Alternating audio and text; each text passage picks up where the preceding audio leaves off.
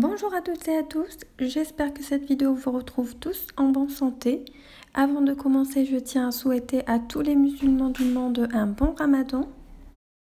Aujourd'hui, je vous propose une recette de griouche, très délicieux gâteau au miel. Une recette que presque tout le monde en Algérie fait pendant le mois de ramadan. On la trouve presque sur toutes les tables pour accompagner le thé.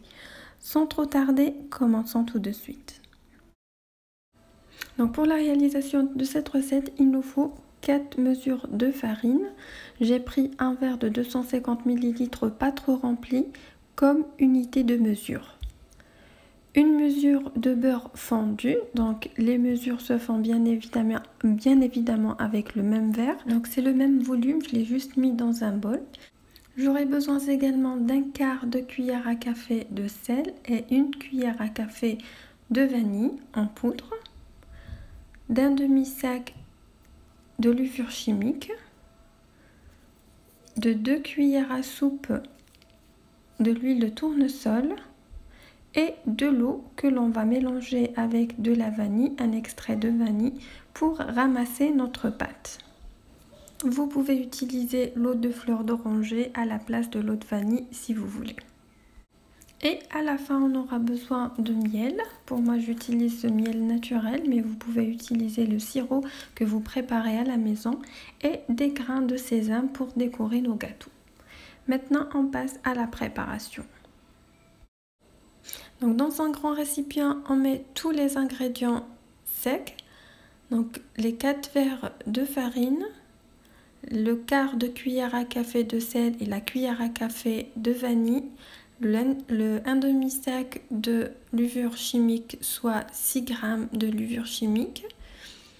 On mélange tous les ingrédients.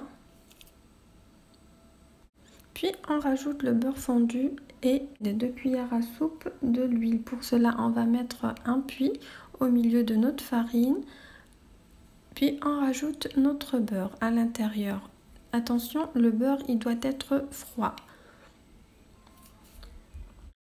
Donc on va le faire fondre, puis on va le laisser se refroidir tranquillement. Puis on rajoute les 2 cuillères à soupe de l'huile de tournesol et on mélange notre préparation. On va essayer d'incorporer donc le beurre à l'intérieur de notre farine comme ceci. Donc on va mélanger jusqu'à obtention d'une pâte avec une texture qui ressemble à du sable, comme celle-ci. Une fois notre beurre est bien incorporé, on va procéder à ramasser notre pâte avec de l'eau mélangée avec l'eau de vanille ou bien l'eau de fleur d'oranger. Donc on rajoute petit à petit jusqu'à avoir une pâte bien tendre et qui ne coule pas. On mélange toujours avec les bouts des doigts. Une fois j'ai ramassé ma pâte, on va la pétrir un petit peu pour avoir une pâte bien homogène. Donc on pétrit juste pour 1 minute, pas plus. Une fois ma pâte est bien homogène, je vais la découper en 4 parties. Puis je vais procéder à former des boules.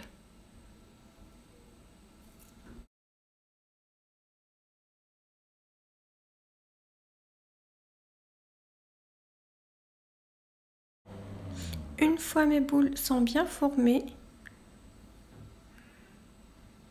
je couvre et je les laisse se reposer pour une durée d'une demi-heure.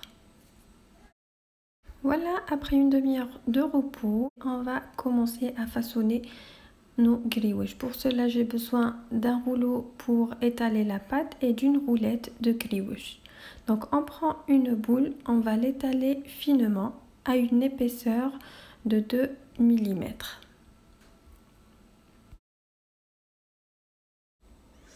Et avec une roulette, je découpe les extrémités qui sont déformées, comme ceci. Puis, on découpe des rubans. Je vous montre donc l'épaisseur de ma pâte. Elle est fine, elle est de 2 mm à peu près. Donc, on prend un ruban.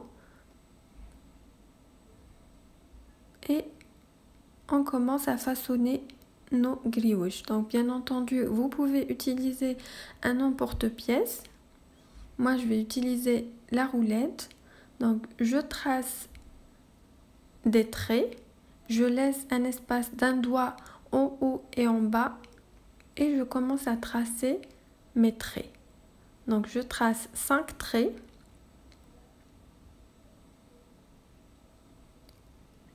Et je découpe au bout du 6e trait. Voilà, je continue comme ça.